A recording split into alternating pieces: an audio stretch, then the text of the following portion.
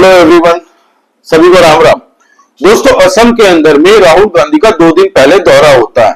आपको बता दूं कि राहुल गांधी ने वहां मंच से खड़े होकर हजारों लोगों के सामने ये कह दिया कि असम के चीफ मिनिस्टर को हम जेल में डालेंगे अगर हमारी सरकार असम के अंदर बनती है तो।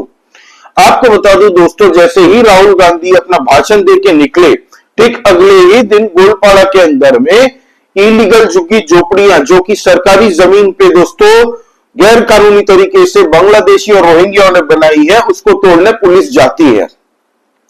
अब यहां पे 21 पुलिस कर्मियों को बुरी तरह से जख्मी कर दिया गया है। पत्थर लाठियों से अवैध बांग्लादेशी और रोहिंग्या जो उन झुग्गी झोपड़ियों में रह रहे थे उन लोगों ने हमला कर दिया था, जिसके कार्यवाही में पुलिस ने एक्शन लेने की कोशिश की तो भाग गए कई लोग। और जब पुलिस ने अपनी डिफेंस में दोस्तों आत्म सुरक्षा के लिए बंदूक जब निकाली तब उसमें एक अवैध बांग्लादेशी मारा गया और 2 जन बुरी तरह से जख्मी हुए। आपको बता दूं दोस्तों, अब तक पूरे असम के अंदर में 160 स्क्वायर किलोमीटर का एरिया कब्जा मुक्त करवाया है हिमंत बिस्वा शर्मा जी की सरकार ने। 160 स्क्वायर किलोमीटर, पूरे चंडीगढ़ सिटी का एरिया जो है वो है 114 square kilometre.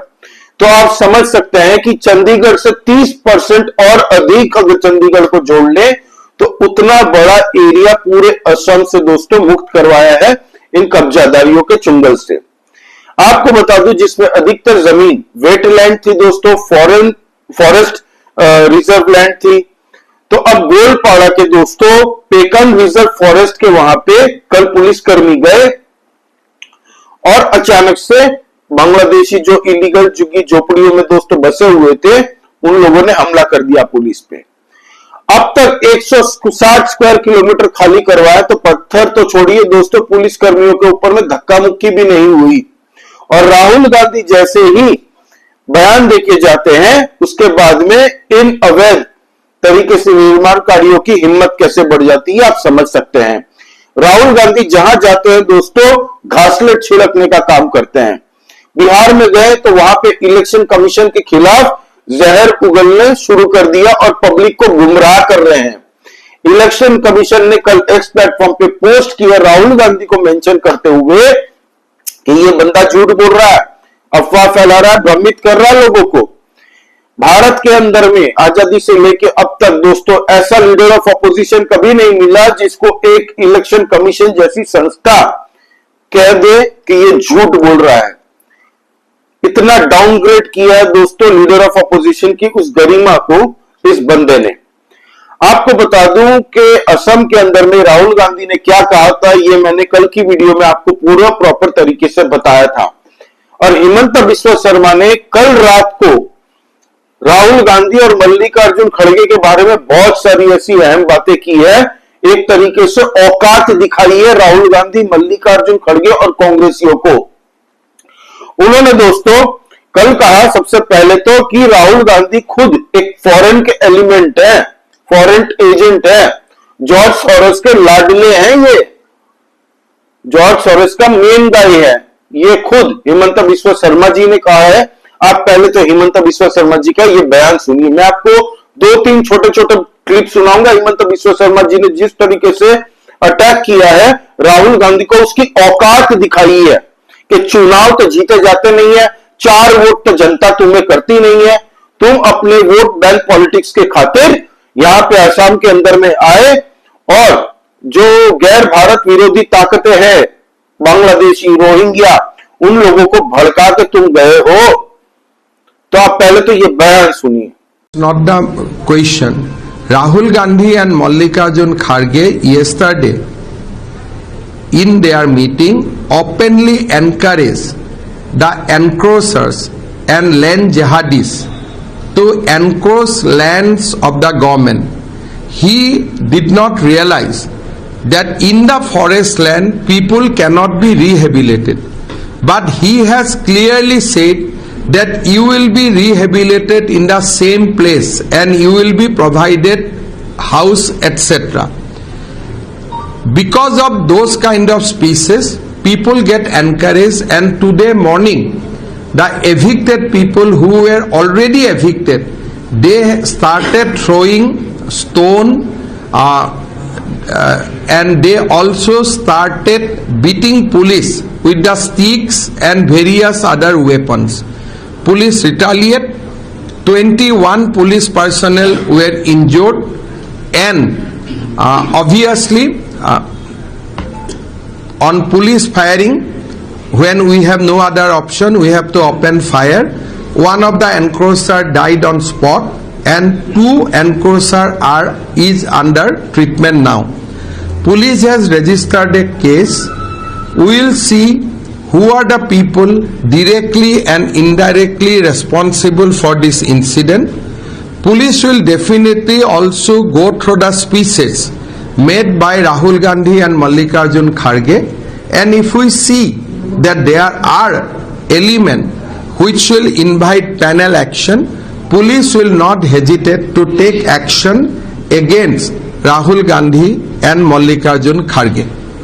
Rahul Gandhi himself is a foreign element. Why you need other foreign element? He himself is a foreign element. Every time he only goes to foreign, who knows where he goes? He is the main guy of George Soros.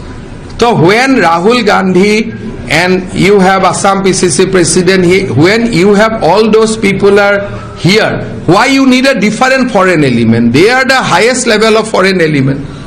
Why you need others? Sir. सुना, इसमें साफ साफ कह रहे हैं कि राहुल गांधी और इनके पीसीसी प्रेसिडेंट जो है गौरव गोगोई, वो एक विदेशी एजेंट का तरीके से काम कर रहे हैं। ये जॉर्ज सोरोस के लाडले हैं। आपको बता दूं कि ये इतना फ्रस्ट्रेशन कांग्रेस के खेमे में क्यों है। 2026 में असम का भी चुनाव होने वाला है दोस्तों, और अभी से गौरव गोगोई की सांसें अटकी हुई है, क्योंकि हिमंता बिस्वा शर्मा ने 3 बार 4 बार ऑलरेडी प्रेस कॉन्फ्रेंस करके ये बता दिया है कि गौरव गोगोई की वाइफ आईएसआई के पेरोल में काम करती थी, और हो सकता है कि आज भी कर रही है, और गौरव गोगोई किसी को पता ना चले, इसीलिए वाघा बॉर्डर के रास्ते से खुद पाकिस्तान गए हैं आईएसआई के इनविटेशन पे। ये बात किसी को गौरव गोगोई बताते नहीं है। क्यों? तो हिमंता बिस्वा शर्मा जी ने जैसे ही पूछा, गौरव गोगोई के पसीने छूटने चालू हो गए। आपको बता दूं कि हिमंता बिस्वा शर्मा जी ने यहां तक कह दिया था कि गौरव गोगोई और उनकी वाइफ के साथ में जो बच्चा है दोस्तों, वो बच्चा भारतीय नागरिक नहीं है, उसकी सिटीजनशिप गौरव गोगोई ने किसी और देश की लेकर रखी है, यूरोप की या ब्रिटेन की। तो इतना खुलासा किया। जब मीडिया वालों ने पूछा कि पूरा चिट्ठा आप सबूत कब देंगे, तो हिमंता बिस्वा शर्मा जी ने डेडलाइन दे दी है कि 10 सितंबर को गौरव गोगोई का पूरा चिट्ठा, कि आईएसआई के साथ में इनकी वाइफ के क्या लिंक है, गौरव गोगोई कितनी बार पाकिस्तान गए हैं, गौरव गोगोई किसके साथ में लिंक है, पूरा चिट्ठा हम लोग सितंबर 10 तारीख को पूरे देशवासियों के सामने हम खोल देंगे। क्योंकि अभी इन्वेस्टिगेशन पूरी होने बाकी है, थोड़ी बहुत टाइम के अंदर में इन्वेस्टिगेशन पूरी कंप्लीट हो जाएगी। उसके बाद में हम एक साथ एक्सपोज करेंगे इन कांग्रेस पार्टी और गौरव गोगोई को। बहुत बड़ा ह्यूज क्लेम है दोस्तों, और इसीलिए राहुल गांधी का वहां पे दौरा हुआ। एक और सबसे बड़ा कारण है, मैंने आपको परसों दिन वीडियो बना के बताया था, 1,19,548 बीघा जमीन पूरे असम के अंदर में जो खाली करवाई है ना इन इलीगल अवैध बांग्लादेशी और रोहिंग्याओं के चंगुल से, वो दर्द कांग्रेस पार्टी को सता रहा है। निशिकांत दुबे जी ने सीआईए की रिपोर्ट तक दोस्तों पेश कर दी, जहां पे मैंने उस वीडियो में बताया था, वो डॉक्यूमेंट भी दिखाए थे, जहां पे कांग्रेस की सरकार जब असम के अंदर में थी तो वहां पे एक कानून लाने वाली थी, ये जो फॉरेनर्स एक्ट है दोस्तों, उसमें अमेंडमेंट लाने वाली थी, ताकि कोई भी अवैध बांग्लादेशी और रोहिंग्या को डिपोर्ट ना कर पाए बांग्लादेश के अंदर में। तो कांग्रेस पार्टी ने अपने वोट बैंक पॉलिटिक्स की खातिर पूरे देश को बेचने का फरमान जारी कर दिया था, और हमेशा से कांग्रेस पार्टी का यही नेचर रहा है। फिर वो चाहे आर्टिकल 370 हो, वक्फ बोर्ड के तहत में मुसलमानों को इस तरीके का राइट दे दो कि वो चाहे तो प्रेसिडेंट का घर भी वक्फ बोर्ड की प्रॉपर्टी बता के अपने नाम करवा सकते हैं। और वही रीजन है कि 2013 से लेके 2025 तक वक्फ बोर्ड की जमीन में 116% का इजाफा हुआ है। 39 लाख एकड़ की जमीन दोस्तों कही जा रही है कि आज की डेट में भारत के अंदर में वक्फ बोर्ड अपने नाम की बताती है।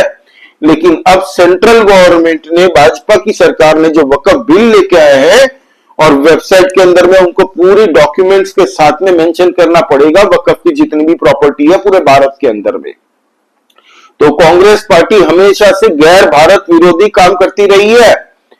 अभी 2 दिन पहले लखनऊ में जाके माफी मांगने गए थे, वहां पे जो हमारे सेनाओं पे राहुल गांधी ने बड़े बड़े डायलॉग मारे थे, सवाल उठाए थे ना हमारे सेना की सौदियों पे कि गलवान में भारतीय फौज मार खा के आई है, मार खाती है, वहां पे चाइना के फौजियों की हड्डी तोड़ दी थी, नल्ली तोड़ दी थी वहां पे। और पूरे विश्व ने ये कैप्चर किया है, अमेरिका के अखबार में भी आया है।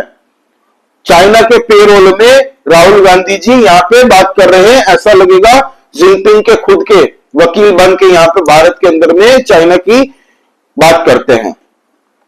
जैसे ही ऑपरेशन सिंदूर के अंदर में भी चाइनीज हथियारों का पूरे वर्ल्ड में मजाक हुआ है, तो राहुल गांधी यहां पे पूछ रहे हैं बताओ कितने राफेल हमारे बर्बाद हुए हैं। जैसे राहुल गांधी जी के नानी जी लेके आए थे राफेल, इतने हक से पूछ रहे हैं। लीडर ऑफ ऑपोजिशन के नाम पे धब्बा है ये राहुल गांधी। और कसम से बोलता हूं दोस्तों, राहुल गांधी जब तक रहेंगे भारत के अंदर से बीजेपी को कोई नहीं हटा सकता। सबसे बड़े ब्रांड एम्बेसडर यही हैं। कल हिमंता बिस्वा शर्मा जी ने कहा कि खुद बेल पे बाहर हो, तुम मुझे जेल में डालने की बात कर रहे हो, एक राज्य के मुख्यमंत्री को, तुम्हारी क्या हैसियत है। कल ही रॉबर्ट वाड्रा के ऊपर में गुड़गांव में एक जमीन को लेके ईडी ने ऑलरेडी जांच शुरू कर दी है, और तुम मुझे पूछ रहे हो एक राज्य के मुख्यमंत्री को। यह हिमंता बिस्वा शर्मा जी ने कहा कि पूरा खानदान तुम लोग का जेल में जाएगा, जिस तरीके के भ्रष्टाचार तुम लोगों ने किए हैं ना, कोई बच नहीं पाओगे, और तुम लोग सवाल मुझे उठा रहे हो।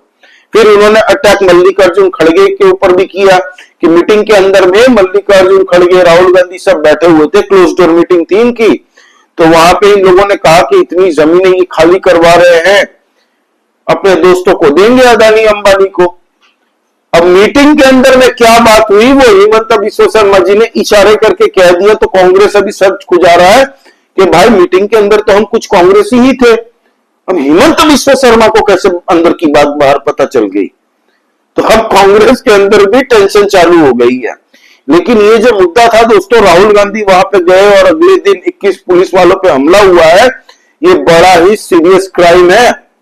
और असम की गवर्नमेंट ने, हिमंता बिस्वा शर्मा जी ने कहा कि हम पूरी इन्वेस्टिगेशन कर रहे हैं और जरूरत पड़ी तो खड़गे और राहुल गांधी को भी पूछताछ करेंगे, उनके खिलाफ भी एक्शन लेंगे। अभी बिहार के अंदर में इलेक्शन कमीशन के खिलाफ ये लोग जो जिस तरीके से दोस्तों गलत अफवाह भ्रांति फैलाने का काम कर रहे हैं ना, इलेक्शन कमीशन ने भी इसको एक्सपोज कर दिया। और बिहार के लोग भी समझ चुके हैं कि ये बंदा वक्फ बिल के खिलाफ में एक पर्टिकुलर कम्युनिटी के साथ में खड़ा था अपने वोट बैंक साधने के लिए, और यहां पे बिहार के अंदर में आके ये दलितों की बड़ी बड़ी बातें करते हैं, वही SC ST OBC की बातें करते हैं राहुल गांधी जी, जिनके रिजर्वेशन का 4% काट के मुसलमानों को दे दिया गया कर्नाटका के अंदर में, और SC ST OBC का हक मार के मुसलमानों को दे दिया। और वही किया उन्होंने जो जिसका भी बाबा भीमराव अंबेडकर जी ने कॉन्स्टिट्यूशन में मना किया था कि रिलीजन के बेसिस पे तुम कभी भी आरक्षण नहीं दे सकते, लेकिन कांग्रेस की सरकार ने किया। तो ये हाल है दोस्तों राहुल गांधी एंड कंपनी का। इनके जो एडवाइजर और आसपास के लोग हैं ना, ये अब दोस्तों सकारात्मक पॉलिटिक्स नहीं कर रहे हैं। अब ये हर जगह पे भारत कल पाकिस्तान को मारेगा भी ना, तो ये लोग सवाल भारत के ऊपर उठाएंगे। इलेक्शन कमीशन चुनाव हर जीतने की औकात नहीं है इन लोगों की, हर चुनाव में सुपड़ा साफ होता रहता है, फिर भी अब दोष इलेक्शन कमीशन को दे रहे हैं। इलेक्शन कमीशन पे भी अगर नहीं बात बनेगी तो ये लोग हम वोटरों को भी ब्लेम करेंगे कि तुम वोटर ही गलत हो, तुम लोगों के वोटिंग अधिकार छीन लेने चाहिए। ये किसी दिन ये भी बोल सकता है भाई ये बंदा, इनको ऐसे ही पदवी नहीं दी गई है पप्पू गांधी की। और राहुल गांधी खुद कहते हैं कि लोग मुझे पप्पू क्यों कहते हैं, मुझे पता है, मेरा मजाक उड़ाते हैं। खुद पार्लियामेंट में कहा था ना। तो ये हाल है दोस्तों राहुल गांधी जी का, यही नैरेटिव है। अभी जहां पे जाएंगे हिंसा फैलाएंगे, दंगे फैलाएंगे, ये इनकी मानसिकता है। लोगों को गुमराह और भड़काने की कोशिश करते हैं, ये आरोप लगाया है हिमंता बिश्वा शर्मा जी ने।